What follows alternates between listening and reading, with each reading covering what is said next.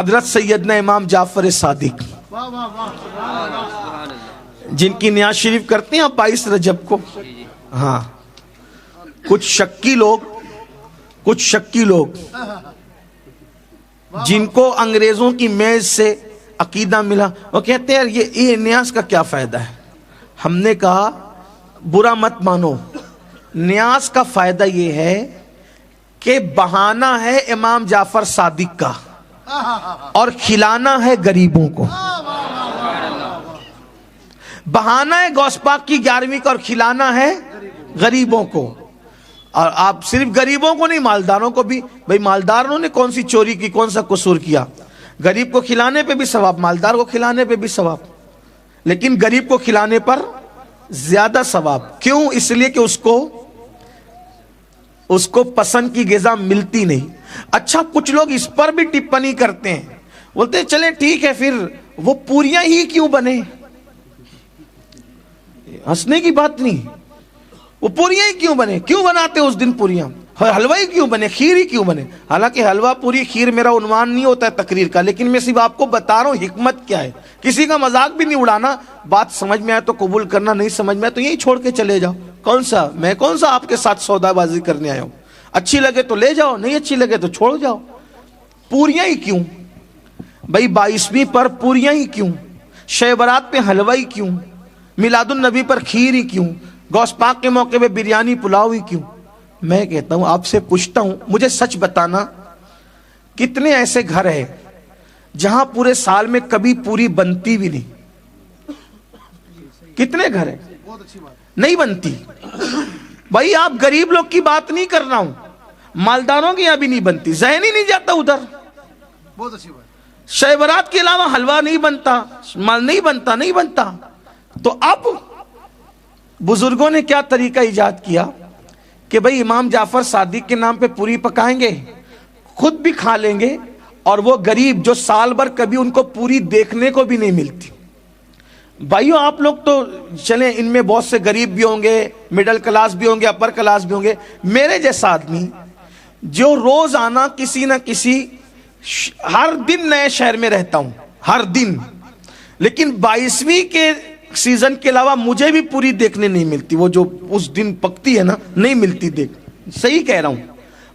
کئی مہینے ہو جاتے ہیں, عاشورہ کا جو کھچڑا بنتا ہے وہ اور دنوں میں دیکھنے نہیں ملتا ہے نا. ایسا ہی ہے, ایسا ہی ہے.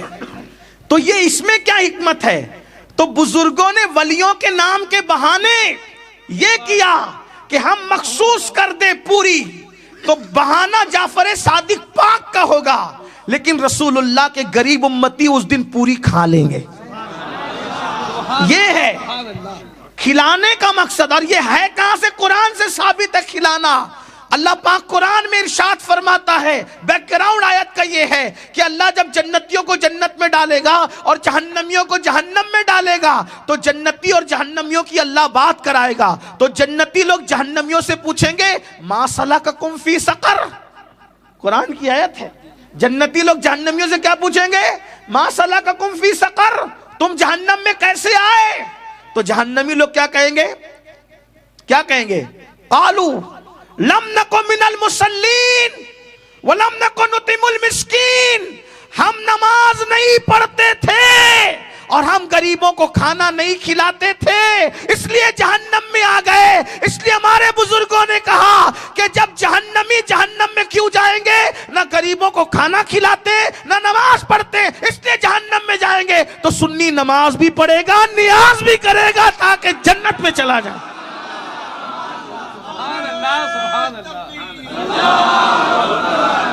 کچھ لوگ یہاں گالی دیتے ہیں کہ وہ اگر آپ امام جعفر صادق کی نیاز کرو گے تو وہ فلاں لوگوں سے مشابہت ہو جائے گی.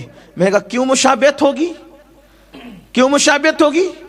وہ فلاں سے ہو جائے گی, صحابہ کے دشمن سے مشابہت ہو جائے گی. ہم نے کہا ہمارا آسان طریقہ ہے, اگر صحابہ کے دشمن سے مشابہت کا خوف لگتا ہے تو ہم اہل بیت کا نام بھی فاتحہ میں لیں گے اور صحابہ کا نام بھی فاتحہ میں لیں گے. ختم ہو گئی, بات ہی ختم ہو گئی, مشابہت کا معاملہ ہی ختم ہو گیا. اور اگر بات اتنی مشابہت کی ہے تو پوری زندگی داڑھی مڈا کے یہودیوں کی مشابہت کرتا ہے, تب شرم نہیں آتی؟ پینٹ شرٹ پہن کر کے یہودیوں کی نقل کرتا ہے تب شرم نہیں آتی، تب مشابہت نہیں لگتی؟ اللہ اکبر، ننگے سر مشرکین کے مشابہت میں گھومتا ہے تب شرم نہیں لگتی؟ تجھے ساری مشابہت جعفر صادق کی نیاز کے وقت ہی آتی ہے، تجھے ساری مشابہت مولا علی کی ولادت کے وقت ہی نظر آتی ہے، ساری مشابہت عظمت آل البیت کے وقت نظر آتی ہے، ساری مشابہت اولیاء اللہ کے وقت نظر آتی ہے، ساری مشابہت صحابہ کرام کی عظمت کے وقت نظر آتی ہے، ساری مشابہت رسول اللہ کی میلاد النبی کے وقت نظر آتی ہے۔ اور شرم کرو شرم، نبی کا کلمہ پڑھ کے اور تم پر میرے آقا کی عنایت نہ سہی، کلمہ پڑھانے کا بھی احسان گیا۔ اللہ کے بندوں کوئی مشابہت نہیں ہے۔ پھر کہتے ہیں اچھا ٹھیک ہے تو پھر 22 کو مت کرو، فلاں دن کرو۔ کس دن کریں ہمارا اختیار ہے، کس دن کریں ہمارا اختیار ہے، اس لیے کہ نظر کے لیے کوئی دن نہیں ہوتا، کوئی ٹائم نہیں ہوتا، کوئی وقت نہیں ہوتا، ہم جب چاہیں گے تب کرتے رہیں گے۔ وہی امام جعفر صادق جن کی نیاز بند کرانے والے بند ہو گئے، لیکن نیاز جعفر صادق بند نہ ہوئی۔ یہ امام جعفر صادق غوث پاک سے پہلے غوث ہوئے، انہی کی بات ہے، بس وہ بات پوری کر دوں۔ جنت بات، امام جعفر صادق رضی اللہ تعالیٰ کا ایک پڑوسی تھا، تو آپ نے اس پڑوسی سے کہا یہ گھر بیچو گے؟ اچھا، حضرت مالک بن دینار نے تو گھر کس کے لیے لیا، رقم کس کے لیے لیا؟ غریبوں کے لیے۔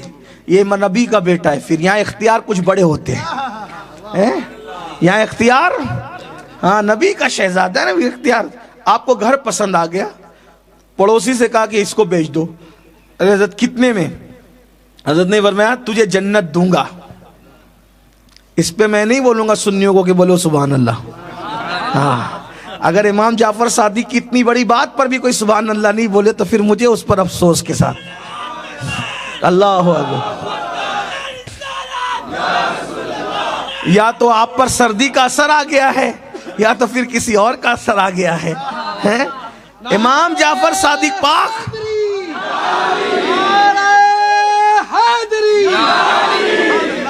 امام جعفر صادق پاک فرماتے ہیں مجھے بیچ دے، اس کے بدلے تجھے جنت دوں گا۔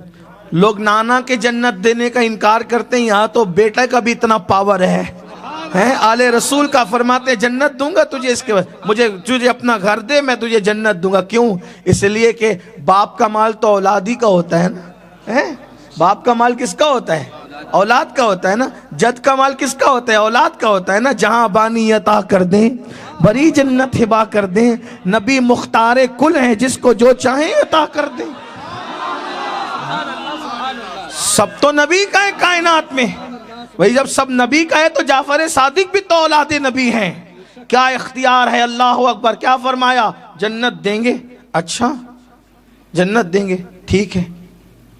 وہ خوش عقیدہ تھا، وہ تھا کہا ٹھیک ہے یہ لے لیجئے ہمارا گھر اور لکھ دیا جنت۔ جعفر صادق، امام جعفر صادق کی ضمانت پہ جنت۔ اب وہ جنت جو وہ کاغذ لے لیا۔ ایک بات آپ کو کہوں، آپ گھر جا کے شاید یہ سوچیں گے بھی کہ یار یہ کیا بات ہوئی، اس لیے کہ یہ باتیں سب کو ہضم نہیں ہوتی۔ اگر آپ تھک نہیں گئے تو میں صرف آپ کو بتانے کے لیے ایک بات کہوں۔ ایک بار دیکھو، سب بات ہوتی ہے عقیدت اور یقین کی، ہے نا۔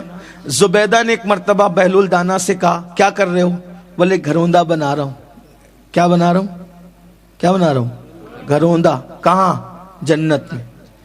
جنت میں گھروندہ بنا رہا ہوں۔ اور جنت میں؟ ہاں جنت میں محل گھروندہ، ہاں جنت کا محل تیار ہو رہا ہے۔ اور بنا کیا رہے تھے؟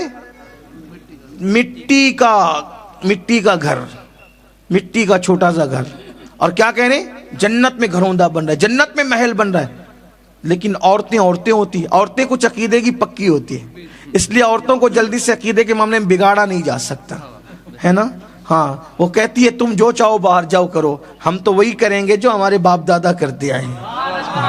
ہاں تو نہیں ہوتا جلدی سے عورتوں کو بگاڑ، اسی لیے لوگ عورتوں کو بگاڑنا چاہ رہے۔ گانے، سیریل، فلمیں، ان کو ختم کر دو۔ دین عورتوں سے ختم ہو جائے گا تو مردوں سے خود بخود ختم. میں آپ کو کہتا ہوں کربلا کبھی قائم نہ ہوا ہوتا اس شان سے اگر امام حسین کو فاطمۃ الزہرا جیسی ماں نہ ملتی. میں آپ کو یہ بات پورے یقین کے ساتھ کہتا ہوں, کربلا کے پیچھے کوئی فاطمۃ الزہرا جیسی ماں کی دودھ کی تاثیر ہوتی ہے تب تاجدار کربلا پیدا ہوتا ہے. عبد القادر جیلانی کبھی غوث اعظم بن کر محی الدین بن کر نہ چمکتے اگر ام الخیر جیسی ماں کا دودھ نہ پیا ہوتا. کیا سمجھتے ہو؟ اسی لیے کسی انگریز مفکر نے کہا تھا تم مجھے نیک مائیں دے دو میں تمہیں نیک قوم عطا کروں گا.